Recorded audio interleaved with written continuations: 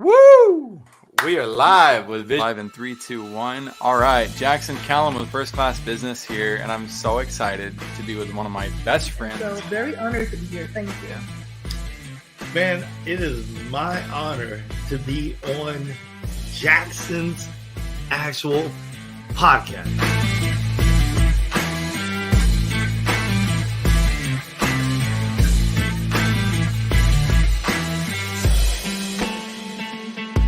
Guys, like, we're gonna enjoy our Friday night.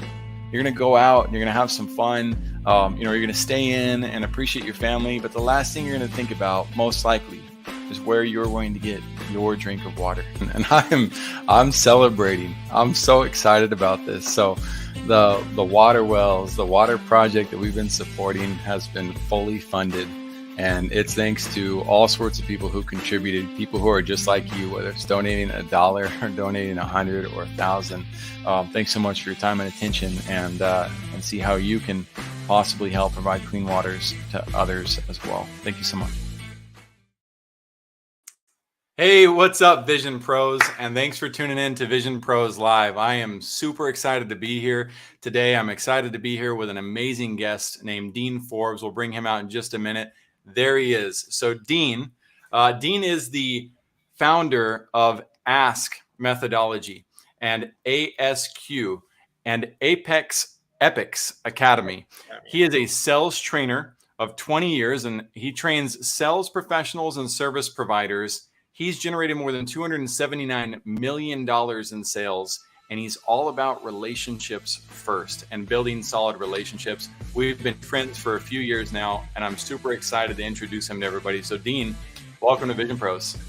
I am so stoked to be here with you, Jackson. I mean, this has been a while coming now, and it feels like perfect alignment for it to happen. So I'm glad to be here. Hey, everybody, how you doing?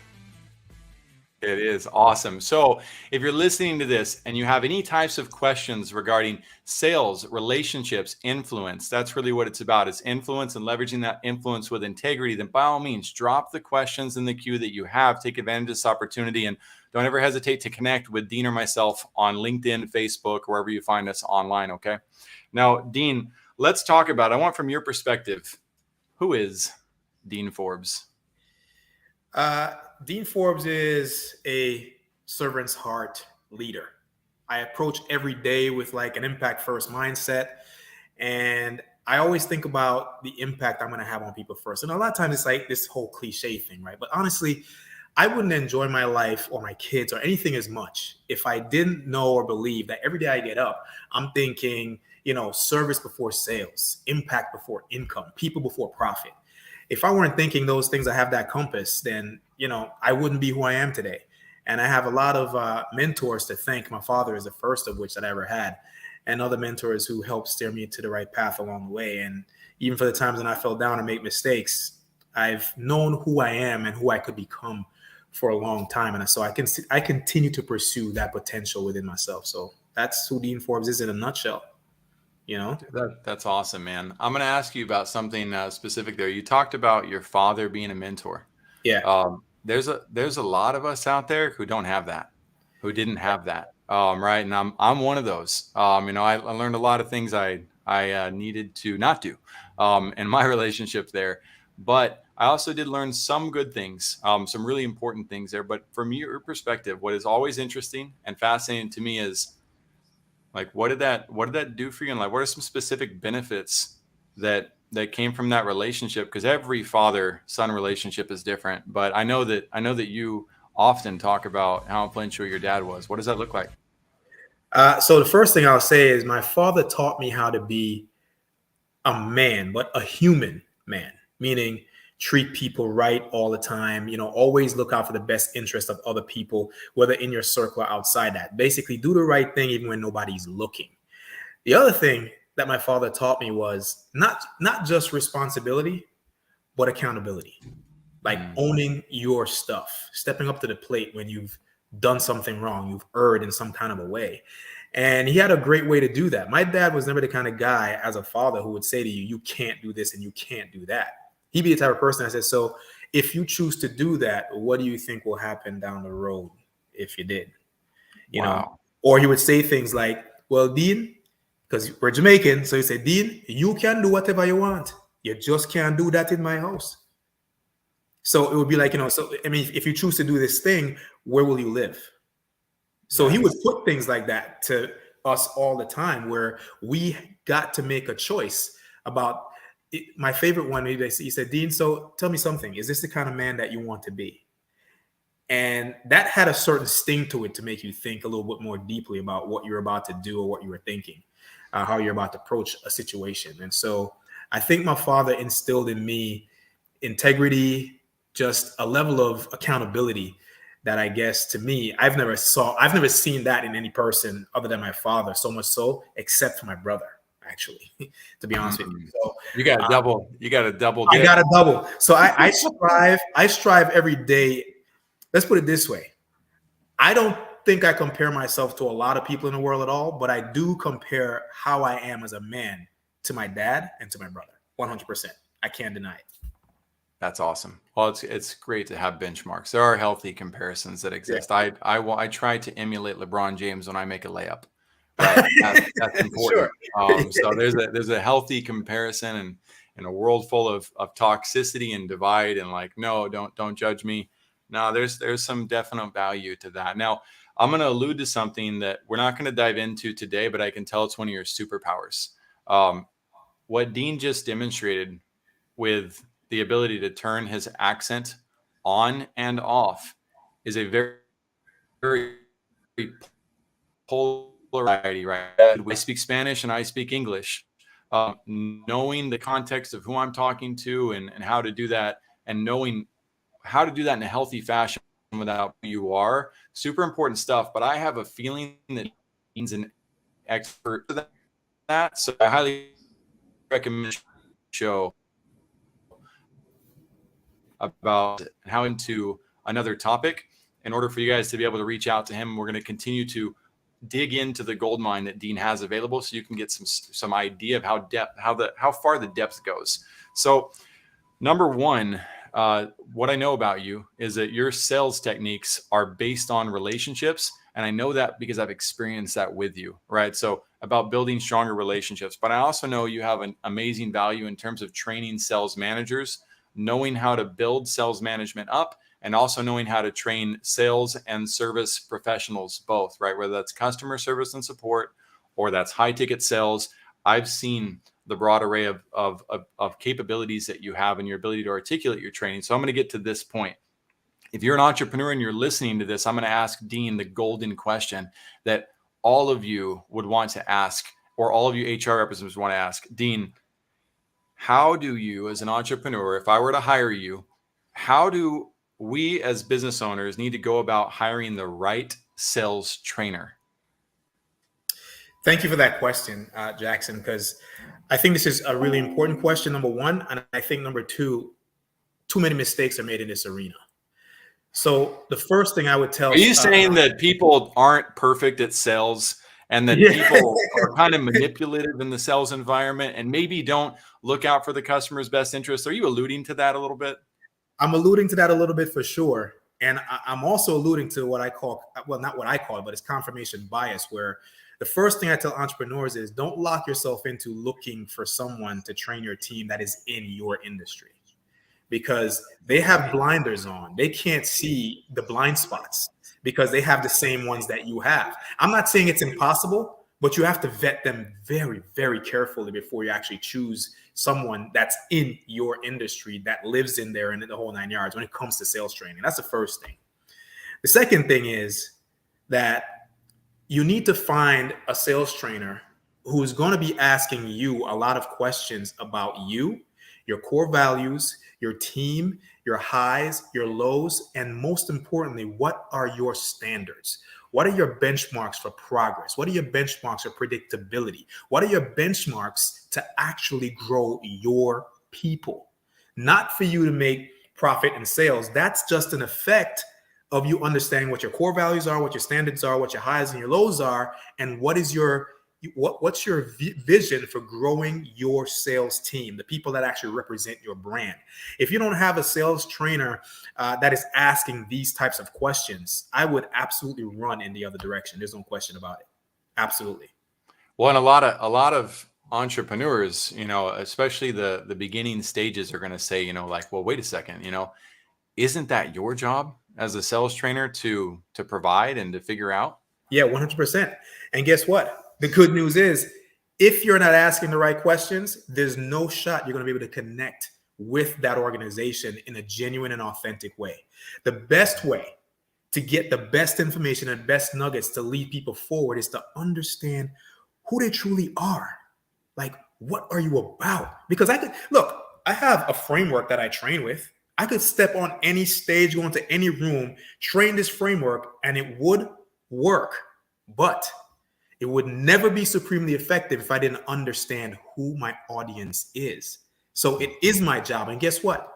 It's also my responsibility to find out these things before I ever to myself have the audacity that I could train your people, if I'm not willing to step into that arena in the MMA ring that they walk into every day and really kind of try to sit in that soup. And the only way I can do that is by asking you the right questions. That's the only way. Absolutely. So the person who's interviewing, you could be working with an HR director that's interviewing. You could be working with a sales manager who's interviewing to hire you. And then, of course, depending on the size of the organization, you've got C-level execs or you've got founders. Let's just dive even deeper, on this topic, because it is the most overlooked topic, in my opinion. Is how do you bring on the right team members and the right leaders to lead those team members to win? You're absolutely right. Every entrepreneur is different in their approach. They may all be entrepreneurs, right? They may all be a business owners, but they all think so differently, which is why you can end up with a mixed bag of sales approaches, even with good or great salespeople. So go ahead and expand on that. Yeah, so I'll expand on that with a quick story if you'll indulge me a little bit. When I worked for L'Oreal for the Redken team, and I was first dubbed the director of sales for Division 100, we had a team of about 22 people. And we built such a culture on that team that I never had to really hire or fire anyone. They did it for themselves because the team wouldn't tolerate certain people on the team if they wouldn't live by the standards or strive to live up to those standards. And so my real point here is that the reason people end up with a mixed bag is because they don't have standards that they actually live and die by. And it's not instituted from the top down. One of my mentors say, Dean, the fish stinks from the head down. And so every person on that team's feet are held to the same fire. And the leaders, so much so that they have to hold their feet to the fire without shoe soles, bare feet to the fire, because that burn needs to burn from the top all the way down. And that's how you institute it throughout the entire organization.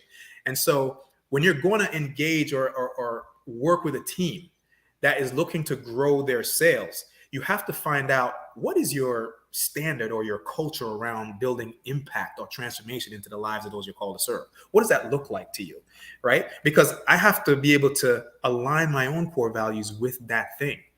And quite frankly, you know what, Calum, sometimes, Jackson, sometimes you have to be okay with walking away from a situation that you're not meant for. Like, you know what? I appreciate what you guys are doing, but this is not where I need to walk right now. I love that. I'm gonna add a little visual because we're super aligned on that concept, Dean. And this is one of the posters we have at First Class Business that helps us understand that concept. And you mentioned having the same standards, right? Yeah. We make sure that in our hiring process, right, that we build our team based on the foundation of love, and then the 4 virtues of patience, persistence, consistency, and reliability. And it gives us a chance to really make sure that everybody who's coming into this culture is dedicated to figuring out, are they abiding by those virtues, as they go about their work and represent our brand. And ultimately that leads us to a dedicated unison to be able to hold each other accountable to those standards. Yeah. So if the entrepreneur doesn't have those types of standards in place, and you see that as a potential sales trainer for them, what do you do? Literally, I would put so at this point, I've already made the decision that I'm going to walk away. And so before I walk away, though, I offer one opportunity to see if we can get aligned based on what I'm looking at in front of me. Let's say I believe that there's great potential here. Okay. I will put it on the table. Hey guys, you know what? I see great potential here, and I'm sure that you guys have ways to go, progress to make, and things to do that are going to be great. However, there's a gap here between our core values, and I want to address that right now, if I may. And I ask permission to do it. And then I'll just say, hey, look, I'm the kind of guy that supremely believes in people before profit, service before sales, and impact before income. Those are the mantras of Epics Academy, quite frankly. That's like your pillars that you just showed. That's exactly what they are. And I'll say, so what that means is, and then I'll go into what each mean, and I say, is that something that you're willing to work towards? If I'm going to be your sales trainer, that's something you're willing to strive for. And they could either say yes or no right in that moment, and I'm okay with either one. But it's going to be on the table, guaranteed. Awesome. Okay. And again, I'm so curious about the dynamics. I've done some sales trainings, and man, I've got my butt kicked sometimes in that process of trying to align with team members and cultures, and you got to have a lot of patience sometimes with those processes, especially the bigger the sales team is. Because I'm going to monologue a little bit, but there's different types of sales. Yeah. Right. You've got customer support, which is usually either enhancing the happiness or fixing the angry, right? That's of somebody who's already bought, and maybe trying to upsell or downsell, or prevent cancellation. You've got complex sales, which requires talking to 3 or 4 different entities at once and selling multi-million-dollar products or maybe even 6-figure products. You got these high ticket sales that are super common right now, and a lot of people think they're high ticket salespeople, or want to be. And there's a lot. There's just so much to learn if you're brand new to getting into that space. And then you got door-to-door sales, right? And there's different tactics involved. There's different company cultures that exist in that. The bigger point I'm getting at is, if I'm a small business owner or a business owner of any level, and I'm once again looking to hire and bring in a sales trainer, feel free to focus on any one of those dynamics, Dean. But how does that shift the nature of the interview and the conversation, so that as a business owner, again, I ask the right questions and become self-aware enough of the struggles we have internally that may prevent you from being a great trainer?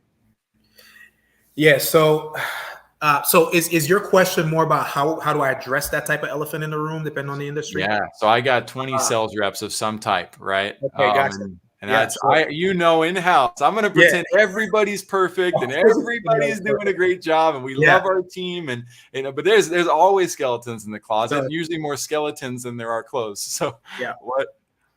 So there are 2 things to this. One thing about this is always constant. So you're always looking for a thread that says you guys can be woven together. You're not woven together yet, but there's a thread there that they have in their company that says you can be woven together. That's the potential that you see, right? And so once you see that, then when it comes to weeding out that elephant, I could ask a ton of questions, the whole 9 yards. And like you said, buyers are liars, right? People are going to lie to you and tell you that everybody's perfect, right? Buyers are liars. I like that. And almost every one of my buyers have been liars in some way, shape, or form. But here's the thing. There are 3 types of questions that you can't escape from in any way, shape, or form, no matter if you lie or not. The first one is called a prognosis question. And the prognosis question says, hey, listen, if you did allow this to go on, now that we've established and agreed that this is a problem, if you allowed it to go on, how would that impact your business and your people in the next 30, 60, 90 days? Walk me through what that would look like if you didn't fix this thing. And so they'll tell you. And you'll dig a little deeper to make sure you rooted out all the emotions about it. And said, so, and if you did allow it to go unchecked, what would be the eventual consequence of all that? So the second part is a consequence question or consequence questions. Go ahead. Sorry, keep going. I want to hear the second part. I know you're going to reveal it. So the second part is consequence questions. So you want the person for themselves to tell you or describe for you what's going to happen. Are you going to lose your wife? Are you going to lose your business? Are your kids going to hate you? Are you going to lose your job? Are you not going to be able to provide for your family if you didn't get this insurance right now and something happens to you? Are your kids going to be taken care of? All of these things will come out in the consequence portion of this. Okay. And then the third piece of it is commitment questions. And the commitment questions come in twofold. So first of all, is that something you can live with? Once they've described the prognosis, told you what the consequences are, is that something you're okay with? And in most cases, the answer is just absolutely not. And then I ask him, so what do you think you ought to do about this? And then you go into the commitment questions. Now, why am I saying that? At the end of all that, here's the truth. Your prospect or whoever it is you're talking to is going to know one thing very clearly. If they lie, if they do anything in this particular moment but tell the truth, all the results we achieve is on them. They bear the accountability and the responsibility for that no matter what. And what we just talked about will be encapped or anchored by exactly that. And that's how you weed that out. Okay, awesome. That's So I got a big question that comes along with this topic, right? It sounds like, right, it can easily be perceived as, these are manipulation tactics, right? You're messing with people's minds. You're getting into their psychology by doing so. So my bias question, leading the witness question, I like to be very open to help people understand that, yes, we do use frameworks for a reason. But Dean, let's talk about that. Are you manipulating your prospective business owner by asking these questions, or why is the purpose? What is the reason for digging deep like this and, making people be so vulnerable? So I'm glad you're asking that question. It's one of the reasons why I love what I do so much, because I recognize that there's a negative stigma that comes along with like being in sales, a sales trainer, all these things. But here's the truth. Intent is everything. Being able to go to enter the hearts and minds of people in this way comes with a great responsibility. So yes, all of sales really is psychological. But here's the kicker. If I have a match in my hand, I could use that to burn down this house I'm sitting in right now with everyone in it. Or I can use it to light the way. When the lights go out, I could light a candle and everybody has light and nobody's sitting in the dark by themselves. That's called ethics. Psychological and ethical selling. Putting the humanity back into the selling process, because humans are what's important. So at the end of the day, it's going to be all about intent. So the answer is no. I'm not manipulating people. I'm allowing people to extrapolate for themselves from their own hearts and their own minds what's really important to them. And at the end of the day, when it comes to guidance, mentors, parents, teachers, you name all the leaders that have all the leadership titles, that's their job. They have a responsibility to make sure they're always acting in the best interest of the people they're called to serve. And that only comes down to your intent. If you intend to do harm, you could use any kind of knowledge. Doesn't matter what it was meant for. And you can use it to do harm because you know how to wield that sword. So at the end of the day, it's about who is holding the sword and who you allow to hold the sword. And by the way, that will be deciphered and weeded out in the moments to come, because wolves can't hide for very long in sheep's clothing. Eventually they're going to eat that chicken. They're not going to resist that, So that is my answer to that question right there. You can use that, it's just, I love it. Amazing. But yeah, well, it's authentic, and that's the key, right? It's, unfortunately, as business owners, you have to be able to have the awareness that, yes, some people will use these resources to take advantage of you, while other people use the exact same resource to help you.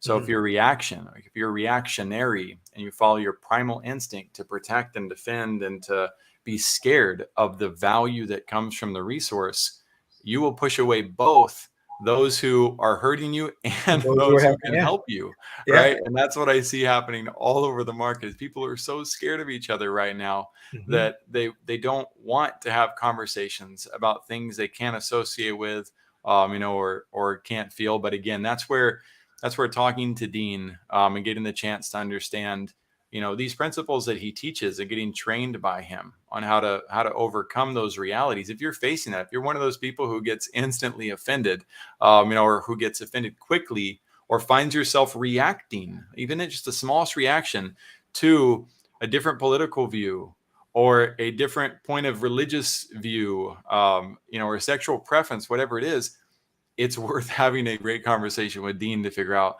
how do I not become so vulnerable to the effects of those alternative viewpoints. So let's move into the next piece here. I wanted to ask you about debating this subject. I know that what you do for sales is based on universal principles, and you call it timeless selling, which I love. So what's the difference between the modern sales techniques, which are many, and there are eras of that are still practiced to this day? Nobody has all the information for today in today's world. Some of us live in the past, right? So what's the difference between modern sales techniques that are common and timeless selling? Let's just expand on that at large. Yeah, so I'm going to say something right now that's going to be a very unpopular opinion, but I don't actually. I love those. Those are my favorite opinions. So here's the truth.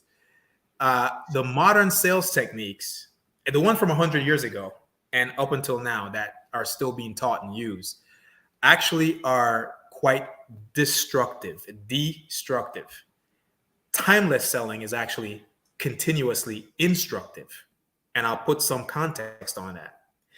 It's destructive because most of the outdated, high pressure, even the consultative, sort of like manipulative techniques, and I used to learn these in the beginning, they're destructive because they create low trust environments.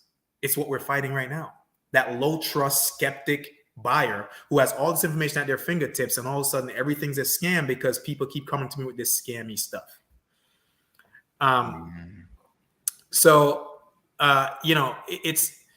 It's the instructive part with timeless selling is this.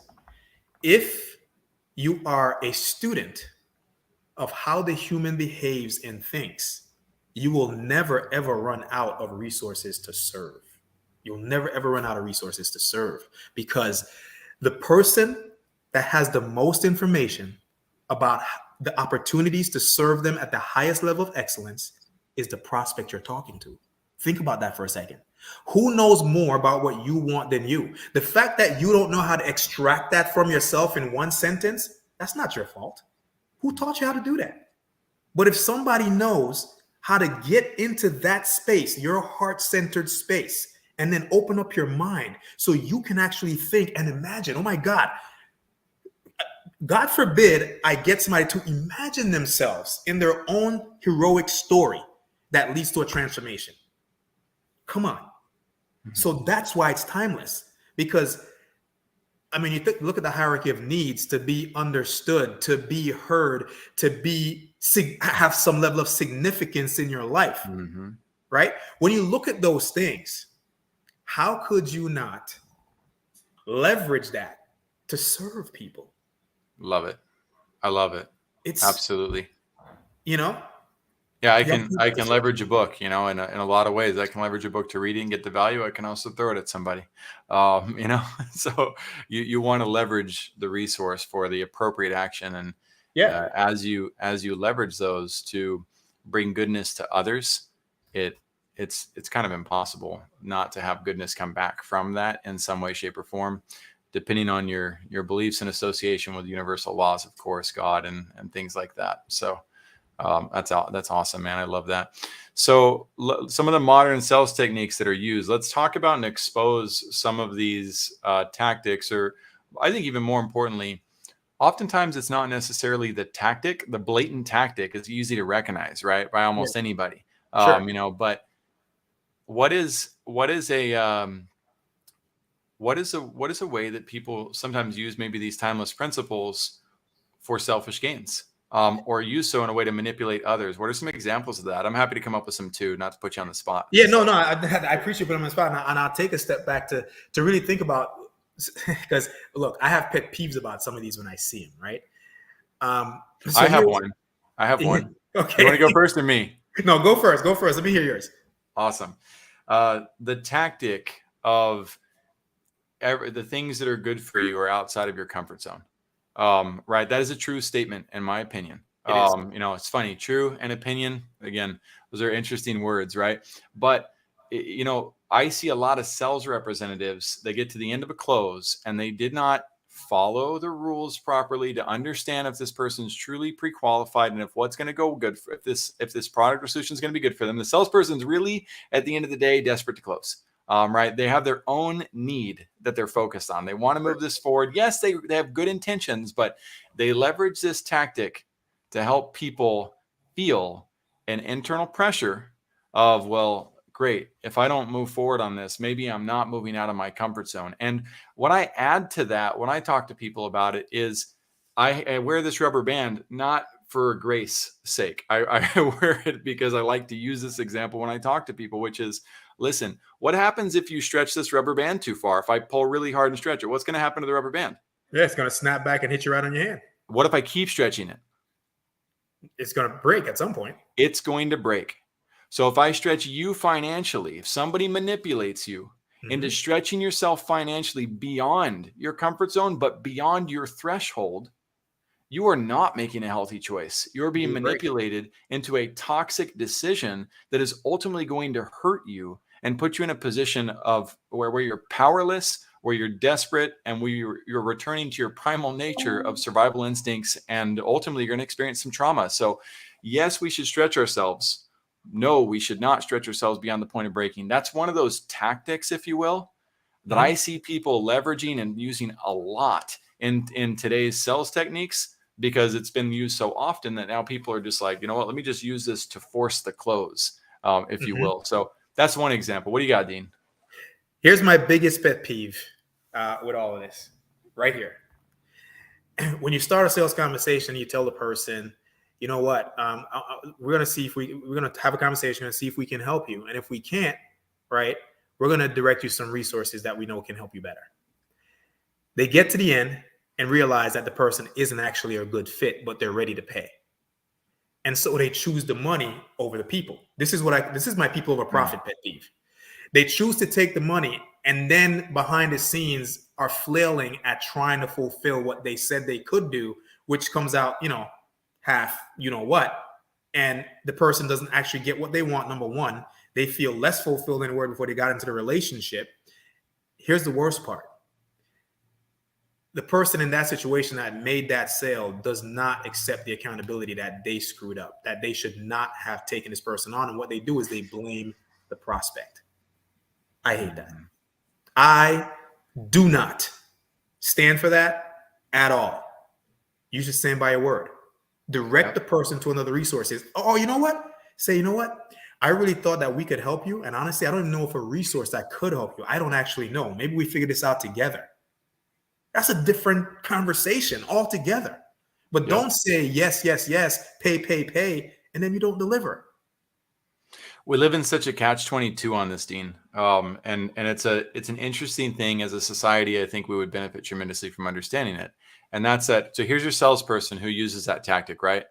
And he keeps his job, right? And then there's another salesperson who does not and decides not to close that, and he gets fired, right? Because he does the right thing, but maybe that could have been a close, right? Maybe that could have been a person they serve. So maybe there's other aspects or other variables that possibly exist that may have led to that person not closing to begin with in the first place, but top down, right? There's a manager involved. There's an owner involved. There's perhaps an executive team involved.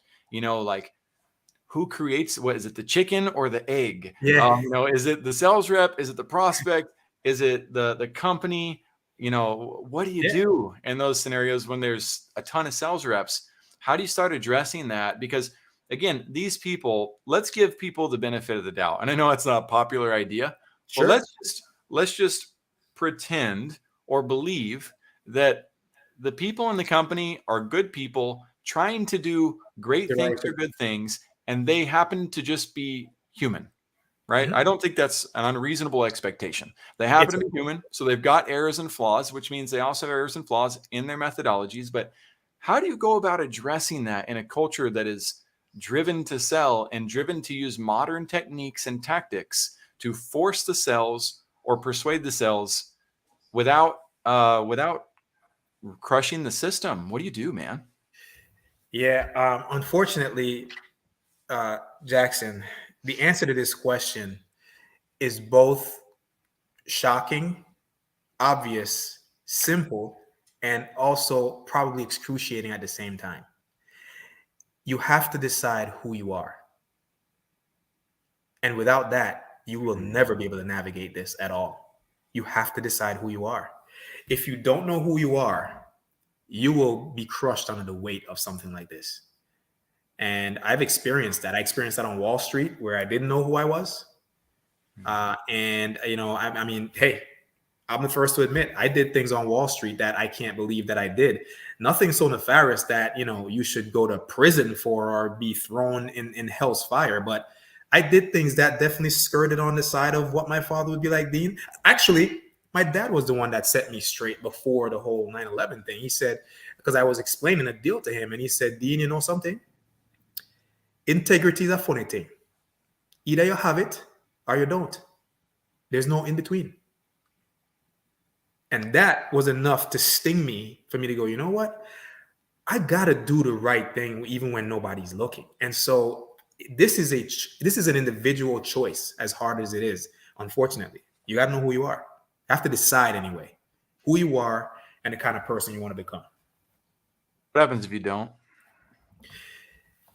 Well, the truth is, if you don't, you will end up in the same vicious cycle. The events will look different in terms of their colors and places where they happen, but the crux or the nucleus of all of that will be exactly the same, and you will lose out. You will never figure out who you are, and it will cost you dearly in relationships. You just put it in relationships, whether it be personal relationships or relationships with your kids, friends, business, everything. And so, Jackson, lament on that for a second. Let me grab my power cord real quick. I'll be back. Yeah, dude, of course. Absolutely. And while Dean's doing that, I'll just take over real quick, because this idea on integrity in sales and in relationships, worried, well, I'll lose my, you know, you'll have some temporal setback immediately, but I can promise you right now, if you decide to sacrifice your integrity versus your immediate income, you are going to regret it for the rest of your life. You're going to have consequences, you know, that you can't recover from. Let's talk about that a little bit. Dean, are you still on? I'm here, man. He's Can you there. hear me? Awesome. So in terms of this integrity aspect, and it bleeds over too, right? If you start leveraging tactics within your workplace to manipulate individuals, Dean's right, then you start leveraging those same tactics, and it influences your language and your relationship with your spouse, with your children, with your extended family. The patterns will come up. We don't tend to just, you know, adjust our patterns and act differently with one person than we do with another, especially if the bulk of our day we're dedicating our full-time hours to tactics that are not in the best interest of the individuals that we're supposed to be serving. So yeah, man, I'm really happy that you brought that word up. You're right. It is simple. It is what did you say? It's simple. I said it's I mean, simple. It's obvious. Obvious. And I said it's also excruciating at the same time. It is. It's not easy to make the right decision, right? If it was, we'd all be doing 100 push-ups per day, 100 sit-ups per day, and walking 10,000 steps per day, or doing more than that, and eating the right foods, and not dedicating so much time to the entertainment that's out there. But it's not easy to do the right things. The memes are wrong. It's hard to do the right things. It's hard to do the right thing. It is hard to do the right thing. My dad would always say, Dean, life is simple, but simple isn't always easy. That's right. He always says that. Life is simple, it. but simple isn't always easy. And he's right. It's not easy to do the right thing. It's a simple process, though. And I think the thing that I love the most about my father is that he would take all the complexities of life and just wrap it around a simple, universal principle. You know what? I actually created a framework around what my father taught me, even though he didn't know that he taught it to me. And it's called the no escape clause, the point of no escape. And the way that happens is when you've lined up the consequences and the fact that you have a choice in what you do next, and that you bear the responsibility for what you do next, that choice, and that whatever happens, you're accountable for it. You can't escape it. Whatever it is you choose, you will end up right where you belong based on that consequence and that level of accountability. You can try to blame game if you want to, but it won't matter because you are aware. You know, it's like willful ignorance is not going to save you. You know, it's not going to save you. And it's worse. It's worse if you become aware and still decide to ignore the awareness that you just received. That, by the way, is a disservice to yourself and everybody else who's connected with you. That you become aware of a better way to do something and you still ignore it because you want your conveniences or your comfort or, you know, your routines. It's absolutely, that's not service. That is just self-serving. Dean, your dedication to the values, your dedication to mastering the art of helping people, you know, through your craft, especially choosing a title as scary as sales expert is to people in society, right? It's inspiring, you know, and it's inspiring that you're willing to be, you know, what society would consider a lion, I would say. You know, if you were to look at a title of sales rep or types of representatives, types of titles in the industries, and you were to put animals associated with them, I think most people would associate a sales representative with something like a lion or something that's very alpha in nature. And all that's amazing. I was going to ask you about it, but I want to shift gears because we've built other people's visions tremendously today by all the wisdom that you've been laying down. What's your vision? My vision is built around the three main mantras of Epics Academy, which are people before profit, service before sales, and impact before income. I want Ask to become the global standard for how we actually sell and serve each other what we truly want in life. I've been in service-based sales for 20 plus years by now. And, you know, it wraps into why I chose sales trainer, to be honest, because or sales expert, because that's the vehicle that has allowed me to, for me anyway, to touch and impact the most people. Right? I'm talking thousands and thousands of people. You know, I'm talking having the responsibility of being on a stage in front of 10,000 people where it's not about saying the right thing, but it's about serving the right way. And so my vision is to have ASQ, the art and science of questioning, become the global standard for how we build relationships with our prospects. And by the way, Ask is how I talk to my kids. I use it with my kids, with my lady. It doesn't really matter. I mean, you got to tailor it a different way, and that's not so clinical depending on what you're talking about. It's the same stuff because it's built around principles. And so that is my vision for the world. And I want there to be a higher level of responsibility placed on any person who would dare to pick up this banner of either being in sales, being a sales trainer, a service provider who has to sell your offer, any business that has to sell anything to anyone. We need a higher level of responsibility on what it means to do that, because to me, it's huge and it's super important.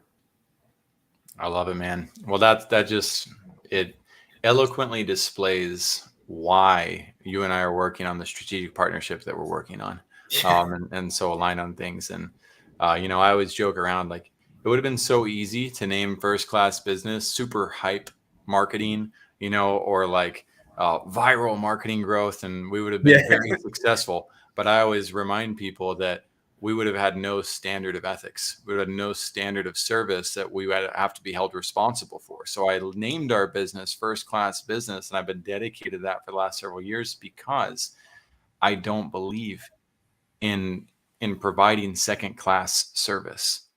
I stand against it. If we do provide second class service, how will people feel? Right? They will feel very upset with us. They will want us to improve. And that's what I want. I want my brand to constantly be a challenge. And we will sometimes, you know, we will fall on our face and we will have an experience that doesn't go right. Those things are going to happen, but it doesn't negate my responsibility to continue to level up. And my team understands the principle of forgiveness and moving forward, and being willing to make mistakes very, very well. So we're, I'm really happy, dude, that we got to bring you onto this today. You have a giveaway. We're a little bit over, but I'd love for you to let us know where can we reach out to you best, Dean, and did you have a resource that you wanted me to get distributed to the audience? Okay. I did have a resource I wanted to distribute to the audience, and what I put together is called the Ultimate Edge Playbook. And essentially, it gives you a really good synopsis into what Ask is about, number one. But anyone, any service provider, any sales professional right now, any entrepreneur that would pick this up would get a very good roadmap as to what types of questions you should be asking at each phase of your sales conversations. So when you're selling to your prospect, when you're trying to enroll your prospect, there's a roadmap to follow. This gives you the roadmap that exists within Ask of how you can do that very efficiently and humanize selling with these unorthodox questions, basically. And this walks you right through the roadmap that I use pretty much on a daily basis when I engage in any sales conversation with a potential prospect. So any power page, I know they're all power pages, but go ahead and pull that up again for us real quick, Jaime. Is there any specific power page you'd like to highlight? That's the page like to run down and look at. Yeah, actually, if you pull up again, if I look at the table of contents, I could tell you real quick. So actually, power page 13 through 15. These are super important.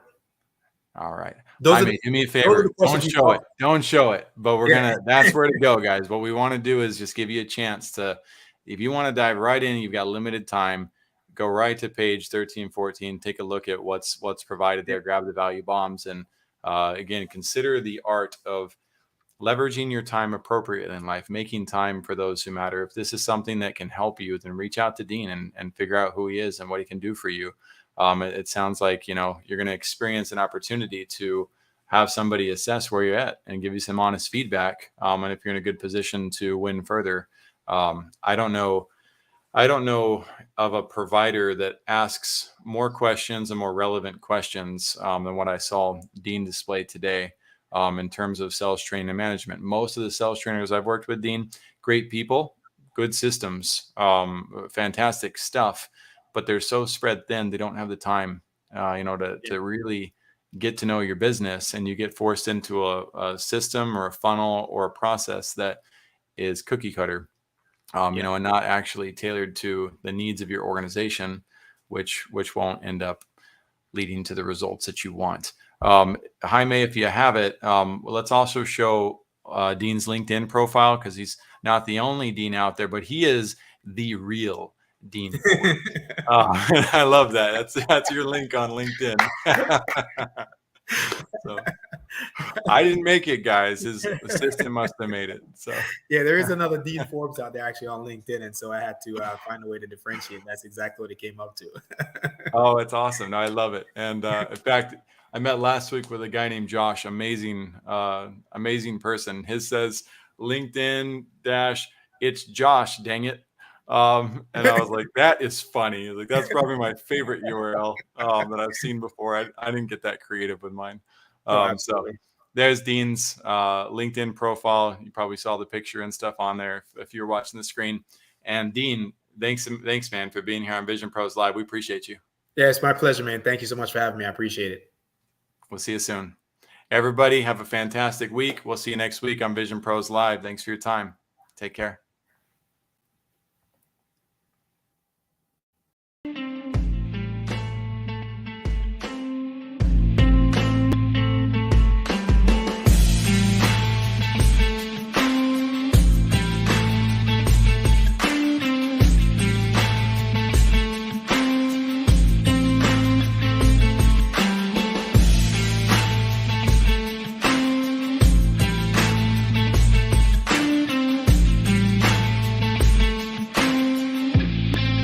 Live in 3, 2, 1. All right, Jackson Calame with First Class Business here, and I'm so excited to be with one of my best friends. So very honored to be here. Thank you. Man, it is my honor to be on Jackson's actual podcast.